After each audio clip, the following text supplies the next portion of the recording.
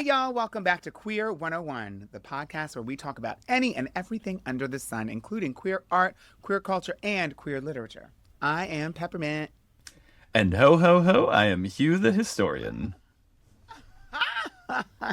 Oh, what you call me?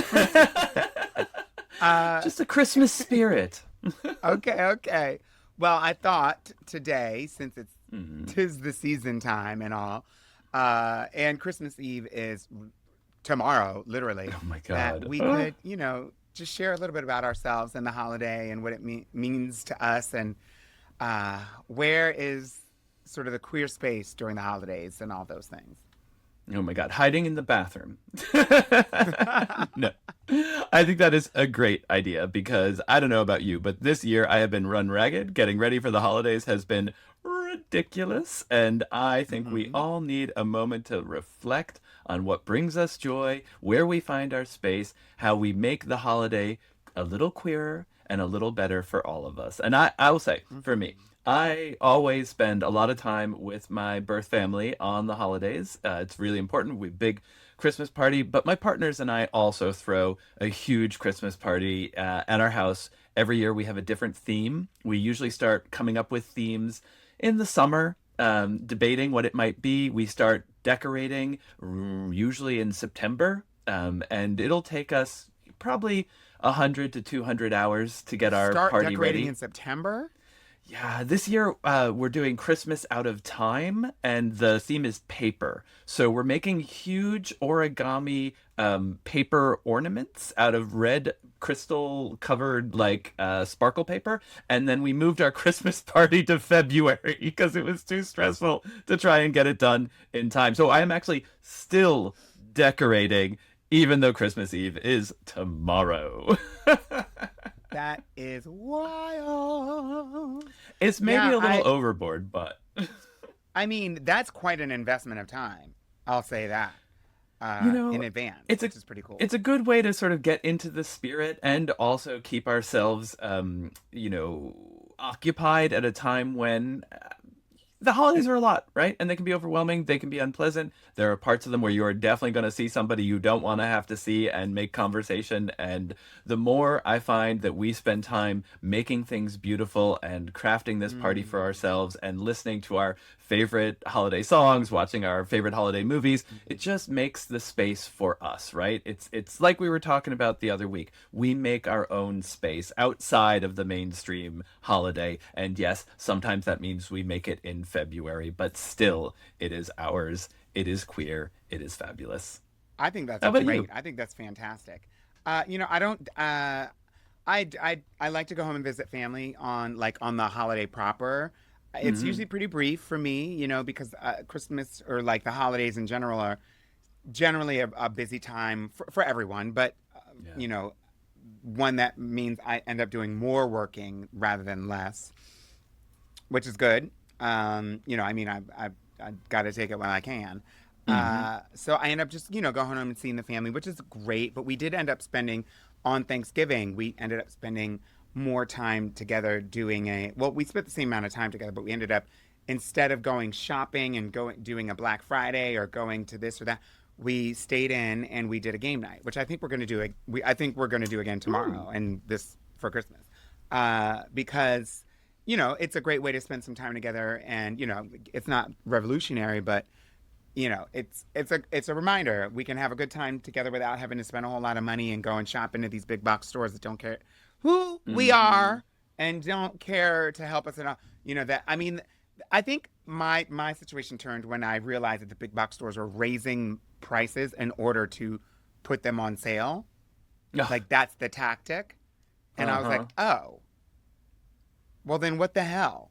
Like, Yeah. did we just pay the same price and then they're psyching us into it, so it's not a sale. It's just you're paying the same price. But we're just telling you it's a sale, so then you rush in and buy them all.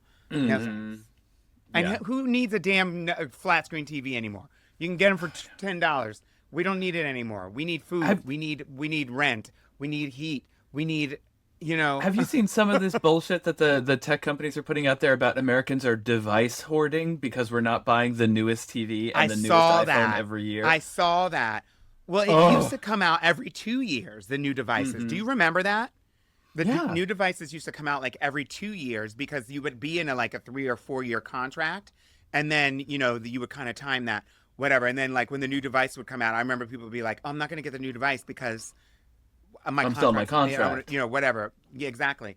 Um, and now they're like I mean, Samsung puts one out. I have an Android. I have a Samsung, and it comes out every single year. Mm. And I'm like, I'm not doing that. Like No. a few years ago, I decided to do it every other year, but now I'm going to just see how long it can go. And then my next device, I might get something like off market or like something that's like refurbished or, like I don't need it. We don't need it. We don't need it. No. And I don't want to have to be like the alternative. It's just, yeah, we don't need it. So, yeah, so spending time with family is obviously key. And I want to try to find a way to volunteer a little bit more this holiday Mm. season, meaning like the winter. I guess apparently I have until February. So It's like I think I'm gonna it's try like to do a that more. I like that. I think that's a good thing to do. I got to admit that like this year I've been volunteering in a lot of like queer mentorship programs and some non-queer mentorship Mm. programs too. But none of it. It's all the kind of volunteering that's like really long term and uses all the things that I do in my daily life. Uses my writing skills and my talking skills and there are days where I want to do the kind of volunteering I used to do. I used to work with God's Love We Deliver around the holidays Oh because yeah, yeah, they yeah. They're great. oh, they're so good. And they would do this program where between like Thanksgiving and Christmas and Hanukkah and New Year's Eve, they would have people decorate the bags that they were going to give out to people on those days. And so Oh, it'd be really fun. We'd get a group of people together and decorate the bags. And it just, something that feels a little more tangible and a little more like you were saying about game night, people coming together and you're doing something that feels good. You are volunteering, but you're also coming together with your people and celebrating community, which I think is the best part of any holiday, but particularly these winter holidays that are all about, it's fucking cold outside, it's really goddamn dark outside, it feels like the world is ending, let's all come together. And so that's the kind of volunteering I'm hoping to do, but I didn't get around to it this year. I gotta be honest, I have not managed a lot this year beyond getting my work done. I mean, you are getting ready to release a book. It is true. Yeah, in May. My bad. It's coming soon. Actually, do you want to see something really exciting? I'm going to show Yes, this off. if you're okay I with it. just Yeah, got this. Yeah, yeah. I have. It's I think exclusive. maybe by the time this comes out, people have seen it on Instagram. But it is the galleys of my book. My bad. A personal history of the queer '90s and beyond. I'm so You have excited to to put have that that. into layperson's terms. The galleys is basically like Galleys, an my early advanced version. reader copy. It's got the date where it's going to come out. Oh god damn, here's where I try to figure out where the camera is on my computer. There we go. Coming in May. And I'm just so excited. It's such a like little holiday I'm gift excited to for you. get I can't wait my to read copy. it next year. Yes. Yes. So that's Well, something. speaking of history, what are your thoughts on like queer? Do you have any historical things you can give us that are like queer and holiday related or Oh, winter you related? know, I have to admit that the holidays I find that my experience of Christmas did not have a lot of queerness in it, unfortunately. But I have over the years collected some favorite like queer or I feel like they're queer holiday arts pieces of culture. One of my absolute favorites. I don't know if you watched this when you were little, but the 1960s stop motion animation Rudolph the Red-Nosed Reindeer, the Yes, of thing that I course. It was remember it would most. come on every year on TV. We Yeah. would watch it. I always like some kind of specials on. I don't know where that Hmm. where those channels are anymore, if they still play it even, but if you haven't seen it, I'm sure folks out there, if you're listening and you have not seen this, look it up on YouTube. What I love about it is it features Hermie, one of the elves who doesn't want to make toys. Instead, he wants to be a dentist. And that is, I think, the queerest thing that a Christmas elf could be. Because when I was a kid, the dentist was an absolute nightmare. With the last to want to be a dentist was like something sociopathic. And so for Hermie the elf to want nothing more than to take care of the teeth of the elves and the dolls that they make was so queer, so weird, and the stop motion animation is And so it's bizarre. nurturing. It It is. He's a really is. But nurturer. apparently it was cutting edge at the time. Yeah. Yeah. Yeah. I think it is cutting edge creepy, but in a great way. So I don't know if that counts as a queer holiday tradition for anyone beyond me, but I've got to say that is my favorite queer holiday movie. If you've got others, I know there's like all of these recent like queer actual Christmas movies, lesbian Christmas movies, Hallmark movies with Mm. queer protagonists. I've missed all of them. I feel like I need someone to give me like a good list of the queer holiday movies that are out there. If you're an expert and you're listening, please send us a message, drop us a comment. What queer holiday movies should be watched for next year? The other thing I always think of every Christmas, this is a much more recent addition to the holiday canon, but my absolute favorite Christmas carol currently. They're obviously some. All I Want for Christmas is unbeatable, and the classics, the Carol of the Bells, unbeatable. But I recently saw an interview, I guess this is last year now, with Cher, where she was talking about how everyone wanted to do a Christmas song. For years and years, decades, people had been asking her, please, Cher, record a Christmas song. And she was like, no, I'm not going to do it until I find a song that feels like a Cher Christmas. I need to find that thing that speaks specifically to a Cher. What does a Cher listener want on Christmas? And the song that she recorded, DJ Play a Christmas Song, is like, if I was going to imagine the perfect song to do poppers to on Christmas, it Wait, is. who mentioned poppers? Cher or No, you? that was, Okay. she was just trying to imagine a Christmas song that felt Cher like. And when I listen to the song, Why do you that's what it associate feels Cher with like to me. poppers?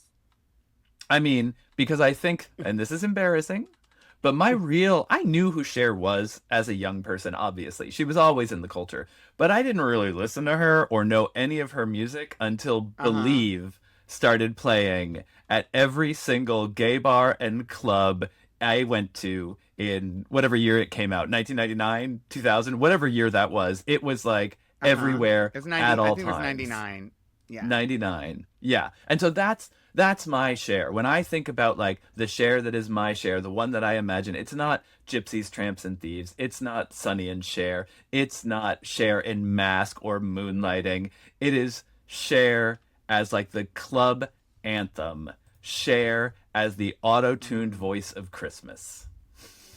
But what does that have to wait? So wait, why And is then that? if I'm trying to get to the poppers of it all.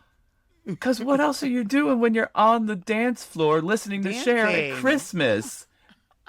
I mean, okay, yeah, I guess you could do that too, depending on what Okay, you want okay. to do on the dance floor. Okay, I'm okay. just saying, So it's that is it's my it's vision of a Christmas song. you're saying Cher is classic, like late '90s, early 2000s nightclub, and to you, early 2000s nightclub equals poppers. Equals That's what is poppers. that?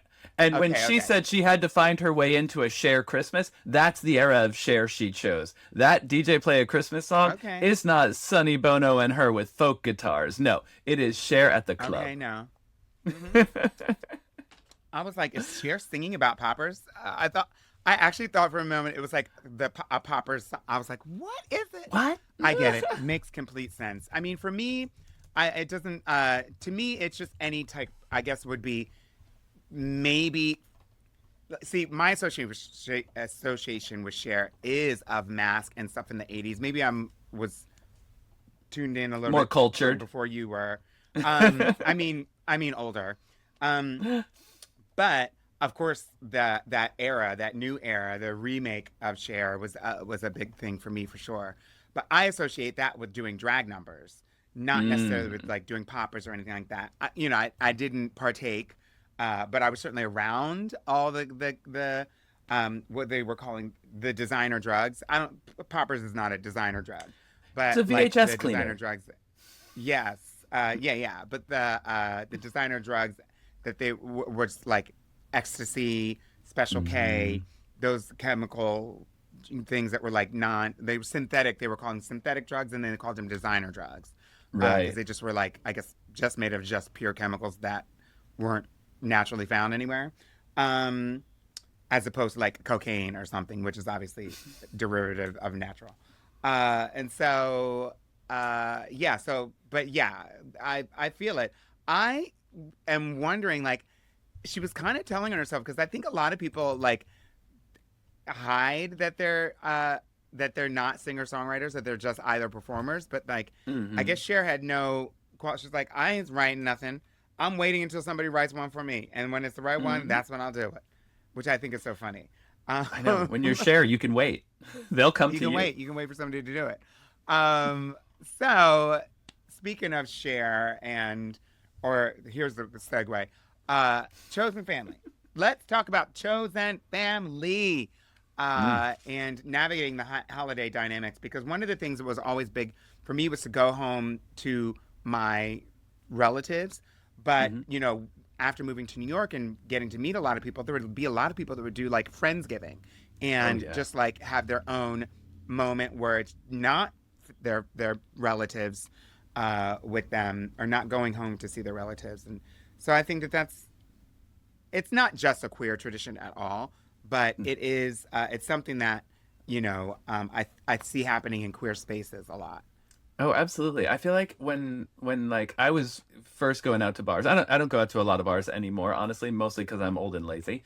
But back in like the late 90s, early 2000s, it felt like every gay bar, every self-respecting gay bar had some kind of, communal dinner on Thanksgiving and celebration on Christmas because there were so many people who didn't go home to their families either because they'd moved away or because there was bad blood or they had chosen family but they were in New York and nobody had an apartment big enough to host an event for Christmas. And I think of that as being Hmm. so much part of the queer tradition, these gatherings of friends in queer spaces on these days that for some of us are really joyous and for some of us are really difficult, but for all of us, like you said, involves some amount of navigation. There really is always no matter how much love and respect and wonderfulness, your family comes together. It's a stressful time, and we're always navigating how do we get through this as queer people. I mean, for me, I don't know about you, but I'm really blessed to have a lot of other queer folks in my family and a lot of allies, and so even when I'm getting together with my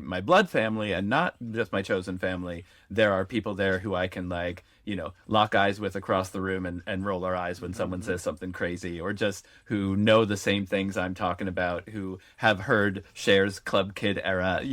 I think that that's the one of the ways, at least that I kind of navigate the tough holiday dynamics is like find the other people in my family who are either queer or sort of know our struggles and have that space even inside the bigger broader family craziness party whatever that is.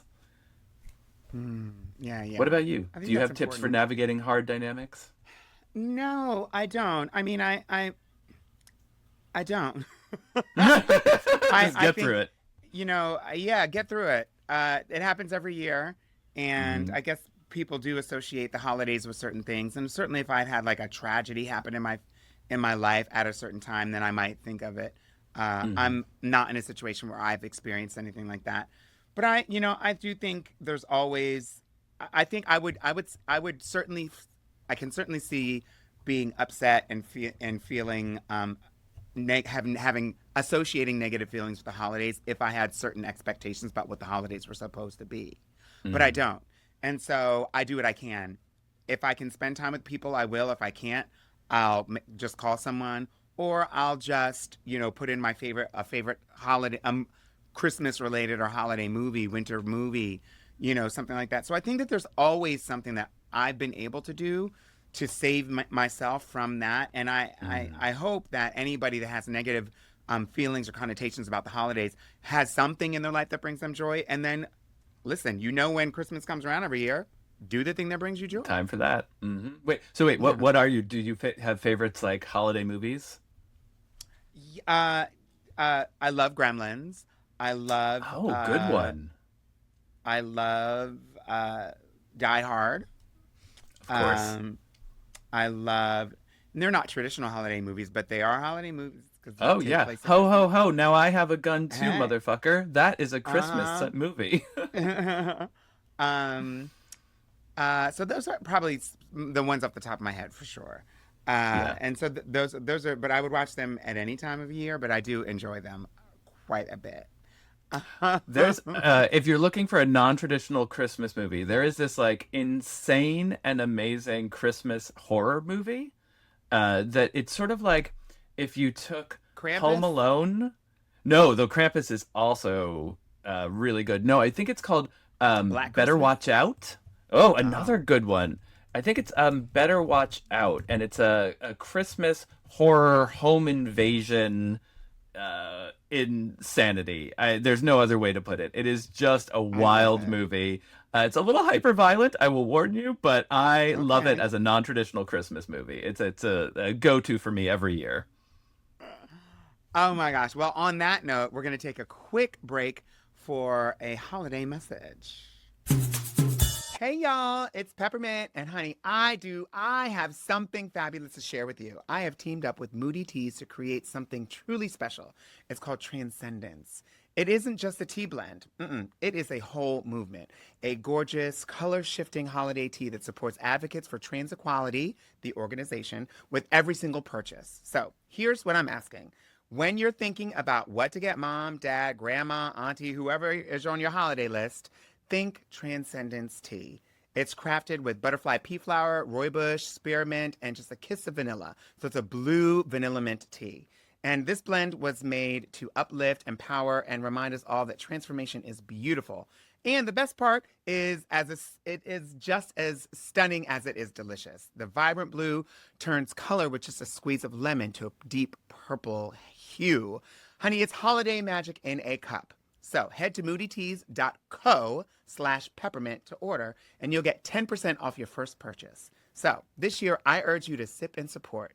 Your friends, your family, they're all going to love it, baby. And you can tell them that if they don't do it, then the tea that they're drinking is transphobic, okay? You can go ahead and say that I said that. But the best news is that you'll be giving back to the community at the same time. And it's a wonderful organization that helps people who are in such need. So once again, that's moodyteas.co/peppermint. Wishing you a joyful holiday season and the happiest of New Year's. Oh my Mm, gosh, isn't that wonderful? Okay, I love that yes, tea. holiday tea. Holiday tea. Everybody get the holiday teas, darling. You need it. It will keep you warm in these cold months. Get some It's now. true. It's And I know true. tomorrow's Christmas Eve. You think, oh, it's too late to order that as a gift, No, but it's no. not. You order it now, put a little card that says it's coming. Somebody has something to look forward to. That's all I'm saying. It's true. And then, what's the first thing we want to do right after New Year's? Drink something warm. It'll be Hmm. here. It's a winter Yeah. moment. Uh, so Pep, can I tell you about? are there, oh, go ahead. Tell me. Oh, so no, I was going to tell you. So I last year I had this dream. This was an actual part of this was an actual dream, and now has become my Okay. dream for Christmas in the future. My hope, and I'm going to put it out in the world to my listeners, our listeners, in case someone can someday help me see this through. I think this is like the only get rich quick idea I've ever had that could work. I want to open a Christmas themed gay bar called Prancers. It would be Christmas all year round. I think it could work. Okay. I I think it mean, I could would work. go to Prancers. Yeah. The I would bathrooms will go to be naughty Prancers. and nice. All of the bartenders will be Santa dressed. The Okay. And bouncers will be elves. is this year round? Year round Christmas. But on the 25th of every month, we celebrate a different Christmas. So in July, it's Christmas in the summer or beach Christmas, you know? And in February, maybe it's Valentine's Day Oh, so Christmas. themed, And different themed. Okay, yeah, okay. Christmas themes You all really, year I, long. you really enjoy bringing Christmas all into other parts of the year. Yeah, I've I noticed that a few times with you. it's That's, true. I I'm not very religious, but I love the stuff of Christmas. I just I do. I don't. love the Yeah, I don't want to do anything that's going to force people to like spend money more Yeah. unnecessarily. I Yeah. don't want it's not the spending, but I want the glitter and I want the Uh-huh. snow and I want the foods and I want the Cute. Do drag, bitch. decor. Get in drag. That'll be at Prancers too. There will definitely be drag at Pantsers. It's Christmas gonna and happen. drag. I love it. I mean, we do have to buy new stockings every year, so it's already in a like a drag mode. You know, I just have to like pick a Yeah, better yeah, outfit. yeah. Now, do we have to buy new stockings? You mean Christmas stockings every year? Don't people Oh, have I the guess same ones with their no. names on You them? have I don't do that. That's actually not a tradition that I do, so I'm just making that one up. But Oh. you're right. Oh, People me do have neither. Yeah, ones with yeah, their yeah. names on them. I feel like they have like at least in the movies, it's like, and I probably did for a while, is like one that I had as a kid I was that gonna say, as is a like kid, you I go had back home one. and it's still this kitty one and it's still mine, you know. Hmm. And then maybe every few years they change it out. But I mean, I think is so wild to me is that like thinking about I'm just like thinking about the notion of the tradition of the holiday stocking by the chimney Hmm. or whatever, by the fireplace, whatever that is. Uh, and like what was that? Were people actually hanging their socks because they didn't like that? Seems like more of like uh, it speaks more to the notion of like people how they're navigating poverty Hmm. than you know You're like that drying they're your hanging socks. their You're you're warming your drying your socks. socks, you're warming your socks by the thing, they're nailed up on the chimney fireplace thing, and so he's going to put Hmm. something in there for you, and you're going to decide to do that every year. But like it doesn't seem like, I don't know. I mean, I'm just Yeah. thinking about like the origin of that. Like, what is that? Stocking stuffers. I don't Hmm. know. My dad's mom grew up in New Now York that's a City, movie, and maybe an adult movie. stocking stuffers. I think I've seen that one on XTube. My dad's mom, my grandma, grew up in New York City, and they were very poor. And she would always say, because I never understood why people would associate oranges with Christmas. You know, and you see those oranges, they stuff cloves Oh, in them and they with the hang them and they cloves. make that Okay, yeah, smell. yeah, yeah. It's Yeah. for the And aroma. yeah. Hmm. And my grandmother would say on a good year, that was their gift for Christmas. They would get an orange. And that would be so special because in the winter, you never saw any citrus fruit. And that's for her how oranges became associated with Christmas because of poverty, because they were so poor that to see an orange at Christmas was like a sign that things were good, that you could afford a Really? single orange. And so then to have not just an orange that you would eat, but an orange that you would use for decoration, that meant that it was a great year. Gosh, I mean, I love it. My we had a tradition. I thought it was a tradition where we would sit and during the holidays when we would all gather, my great aunt, I guess you would say, would bring. Speaking of citrus, would bring uh, grapefruit, candied grapefruit rinds, Mm. peels. Have you ever had those? Yeah, delicious. And so she would make those. And I was like, oh my gosh, every Christmas we're going to get some grapefruit things. And then, yeah, not like, oh, I guess it was at Thanksgiving. I was talking to my mom and my aunt, and we brought up the grapefruit. I was like, oh, she would make a lot of those every single year. And my mom was like, no, no, no, she didn't make them every year. She made them all year. And she would just make them no matter what. Kind of like how you have Christmas and everything. She would just Uh-huh. make them all the time. And she just happened to have extra that she would bring at Christmas and became a Christmas tradition. But if you went to her house, I had never been to her house, but my Hmm. mom and obviously the older family members had been to her house. That she had grapefruit things all over the like everywhere, all over. She was constant. She had a thing in the basement where she was making the grapefruit rinds, and I'm like, Was she oh obsessed with my grapefruit? gosh. I guess she was. She must have been. She was buying them things all year long. I was like, how did she get? Why would you even have so much grapefruit? I don't know. Whatever. She would obviously get the grapefruit in order to do that, and so they said, Hmm. and this is the thing, and I don't really know how much this is because I swear I've been to restaurants that understand that grapefruit is also a breakfast food that you can have Yeah. a half a grapefruit. But they Hmm. were like, that's why we were eating grapefruit every morning. And I was like, oh, she had grapefruit like that. Anyway, Hmm. I I love that I they're would making their own tradition, though. I love it. yeah, Megan Art, listen, if you're listening to this or watching this on YouTube, what holiday traditions do you have that you've either have you discovered that this is not really a holiday tradition, it was just one in your family and you found out during college when you made that awkward announcement?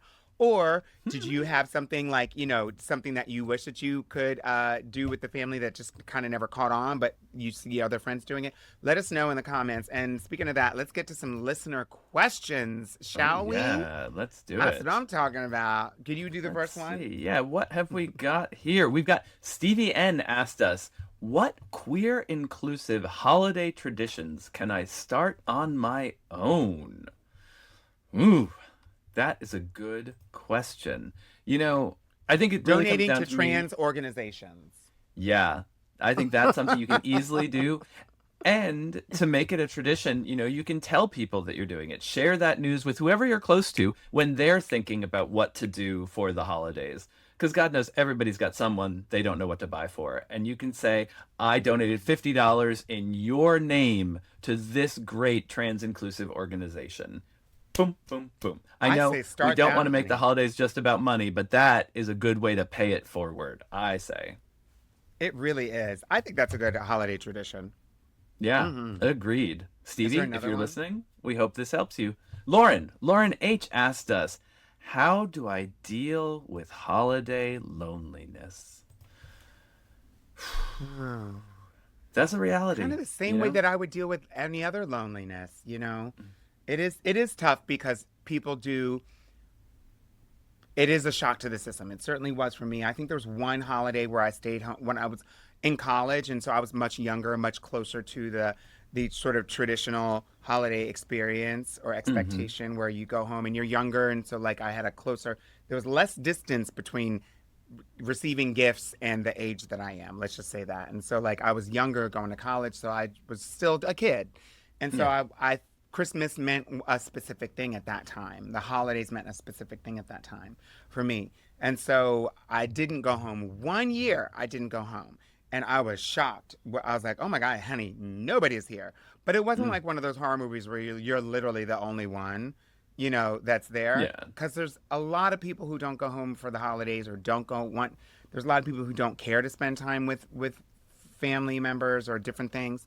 And so I maybe it's an opportunity, and it does feel. I think the thing that maybe is we all do think of like, oh, spend the holidays with the people that you love the most, the people that you're the closest to. But maybe there's a world where we can spend holidays with people that we're getting close to, that we're getting to Mm-hmm. know, even if they're not your maybe they're not your best friend or your cousin or your mother or somebody that you're related to. Maybe they're just the person who's also off or also still in the dorm or also still on the block. That Yeah. like didn't go home, and you're just like, well, we've never really talked before, but it's nice to see you. Let's let's break bread together. Yeah, I think that kind of reaching out to people you know, to people you don't know. I know personally that when I feel really lonely, I can kind of entomb myself in that loneliness. I don't reach out, I don't Mm. leave my door, and Yeah, that I think yeah. makes it all the worse. And I assume that everybody else is having a great time and they wouldn't want to hear from me in my loneliness, bringing everybody down. But I think Yeah. especially around the holidays, it's a great time to reach out and to tell people how much you care about them, how much you love them, or how excited you are to meet them for the first time, or how. Honestly, it really is. That's the best time. Certainly if you're not feeling lonely, but Mhm. then even if you are, especially if you are, to do that because then it can at least spark up a conversation. And I understand loneliness, honey, in weird times because I do go home for the holidays, but I have a January birthday, and January Oh. birthdays are plagued with no one giving a hell. Hmm. Your We're all exhausted birthday. from the other holidays. Yeah. Yeah. And so they're like, girl, I don't know what you're going to do, but I ain't going to be there. So happy birthday while you're sitting at home, you know? And so that's just kind of the way it is. So reach out to whoever is around you. If you are feeling lonely, Lauren, please reach out and let people know you want to meet them, you're excited to meet them, you love them, and hopefully your people around you will be doing the same. Okay, we got two more questions for us. Matt T asked, "How can I make gift giving more meaningful and affirming for my queer friends?" And I got to say this. The way I think about gift giving is it's got to be specific to the person. And of course, with your queer friends, maybe you want to find queer gifts. Maybe, like we said before, you want to find trans inclusive organizations to donate to. Maybe Hmm. you want to get a great queer book you've read this year, like Bargain Witch, and give that to them. But more than anything else, to make a gift meaningful, it just takes the time to think about that person and ask, like, what do they want? What do they love? What do they need? What are the things about our relationship that I value, that I can sort of give a gift around that furthers our relationship, makes us closer, shows that I'm listening? Your queer friends, like your straight friends, the biggest gift is that thought that you put into the gift, the coming up with the thing they care about. So that's what I think about in terms of making something more meaningful. Yeah, I would say make something, Oh, make even if something. it's I like terrible. that. Even if it's terrible. You're like, look, I can't knit, bitch. And I tried, and look, here's a ball of yarn. I tried it. I made it for you. It's for you. It has your favorite colors. Hmm. And it has your name on or something that So they know it's not something you just like literally found under your couch, but it's, something that you made and you attempted. Because I would have a much Hmm. harder time throwing out. I'm notorious for throwing out gifts. Oh, you heard it here I'll first, throw stuff folks. in the trash before I go back Notorious. home.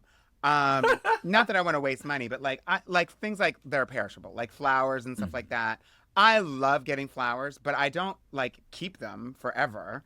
You Right. have to throw them away when they Yeah. die, because I've had some rotted flowers, and I'm like, Oh, they oh make a my gosh, smell. and No. it's like, oh, this is not good.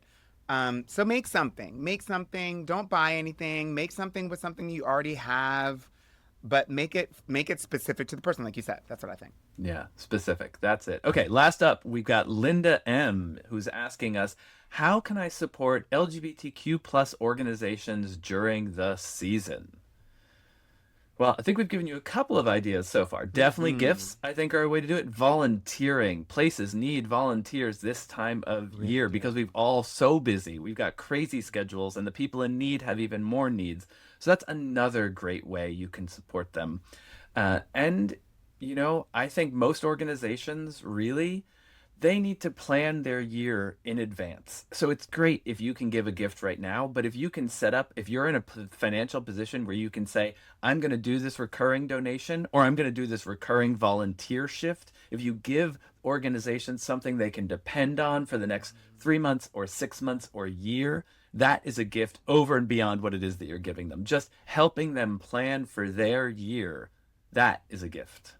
And they already know like what they need. So if you're not sure what would be best, then you just call them and ask them, and they will gladly tell you. Listen, we would love for volunteers to come at this time at this day or this thing, whatever it is, or we would love some, we actually don't have space for volunteers right now, but we are taking donations, things like that. Hmm. And so like they'll tell you, so call them, and I would say make it an organization or an issue or a cause that you are either close to, that you care about like already, maybe you don't know that much about but you care about, or one that you're interested in that you would like to learn more about, like that community or those people, that group, or how they're impacted. That's what I would say. I love that. Yeah, thank you for sending in all your questions. It's great. This is the first time we've ever actually read, to the best of my recollection, listener questions on air. And so we want to keep doing that. So you can email us at questions@queer101podcast.com. And of course, if you can also, we also want you to leave a comment about what some of your traditions and things like that are. If you have Yeah, any if other you have questions. podcasters in your life, I'm just going to say, as a gift you can give them, leave a 5-star review, leave a comment, like, share, Mm-hmm. subscribe, drop us some information about what you're doing these holidays. That's how we know you're out there and you're part of this community, as we hear from you and we get to think about what you're thinking about. And that means that next year will be even more exciting for all of us. And I think that's a great way to wrap up the year. Send us your messages. That's the gift I want. I would love to hear from you.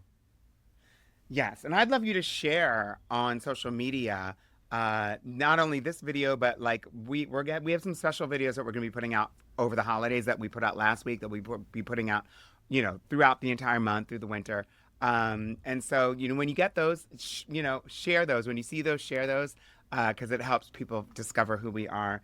And in addition, make sure that you, of course, like and subscribe over on YouTube. And you're obviously listening to this episode, but if you're not already a subscriber of the podcast on your favorite platforms, then please make sure you are subscribed so you get our next episode.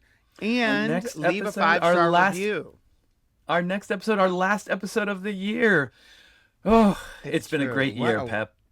It has. It really, really has. I've been enjoying doing this, and I want to give a special shout out to our producer Joshua, who's been Woo! so special and really helpful in helping us put this together, and then bring it to you as listeners, which is an extension of what we were doing for our Queer History 101 book club at Alstora. And this is just a great way to sort of keep the conversation going. And so we have a lot of great things that we're planning for the new year. So make sure you are locked in. And until then, please have a happy and safe holiday and a wonderful new year. And we will see you on the flip side. Happy holidays, everyone. Thank you so much for joining us today. This podcast is part of Pride House Media, hosted by us, Peppermint and Hugh, produced and edited by Josh Rosenzweig, with original music composed by Nell Balaban. If you enjoyed this episode, then don't forget to subscribe wherever you listen to your podcasts. And while you're there, leave us a rating and a review. It really helps others discover the show. You can stay connected and join the conversation by following us at Peppermint 24/7 or write to us at questions@queer101podcast.com. Thank you for listening. And remember, our history is your history. Stay proud, stay curious, and we'll see you next time on Queer 101.